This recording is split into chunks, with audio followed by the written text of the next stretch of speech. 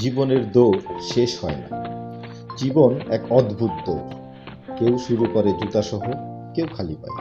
কেউ জন্ম থেকেই ১০০ মিটার এগিয়ে থাকে, আবার কেউ হাঁটার আগেই হোঁচট খেয়ে পড়ে যায়।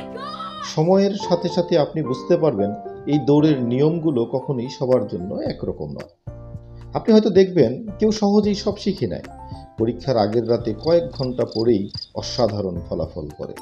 আর আপনি দিনের পর দিন খেটে গেলেও কাঙ্ক্ষিত রেজাল্ট পাচ্ছেন না। আপনার আশেপাশে এমন অনেক মানুষ থাকবে যাদের জীবন বাধাহীন রাস্তায় চলতে থাকে। তাদের কখনো টাকার চিন্তা করতে হয় না, বাবা মায়ের দেয়া ক্রেডিট কার্ডে বিল মেটায়। আর আপনি একবার টিউশন ফি চাওয়ার আগে কতবার চিন্তা করবেন সেটার কোনো হিসেব নেই। জীবনের এই খেলা কেউ একদিনেই জিতে যায়, আর কেউ বছরের পর বছর খেলা করেও বোর্ডে নাম লেখাতে পারে না। কেউ একটা স্টার্ট আপ শুরু করেই সাফল্যের চূড়ায় পৌঁছে যায়, আর কেউ 10টা উদ্যোগ নিয়েও ব্যর্থ হয়ে লোনের বোঝা টানতে টানতে হারিয়ে যায়। কখনো এমন হবে আপনি দেখবেন আপনার চেয়ে কম দক্ষ, কম পরিশ্রমী কেউ আপনার স্বপ্নের চাকরিটা পেয়ে গেছে।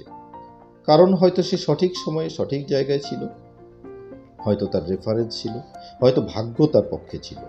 এসব ভেবে হয়তো আপনার নিজের উপর রাগ হবে, জীবনকে অন্যায় মনে হবে। কিন্তু বাস্তবতা হলো, এই প্রতিযোগিতায় আপনি যদি শুধুই তুলনায় ব্যস্ত থাকেন, তাহলে ক্লান্তি ছাড়া আর কিছুই পাবেন না।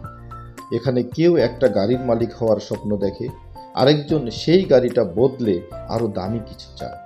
বড় ফ্ল্যাটের মালিক হওয়া মানুষেরও স্বপ্ন থাকে আরও বড় কিছু। তাহলে উপায় কি? উপায় হলো নিজের লেন ঠিক করা। এই দৌড় কারো জন্য নয়, আপনার নিজের জন্য। অন্যের জীবনের দিকে না তাকিয়ে নিজের গতিতে এগিয়ে যাওয়া। জীবন সবসময় ফেয়ার হবে না, কিন্তু আপনি নিজেকে প্রস্তুত করতে পারেন, সময়ের সাথে নিজেকে গড়ে তুলতে পারেন।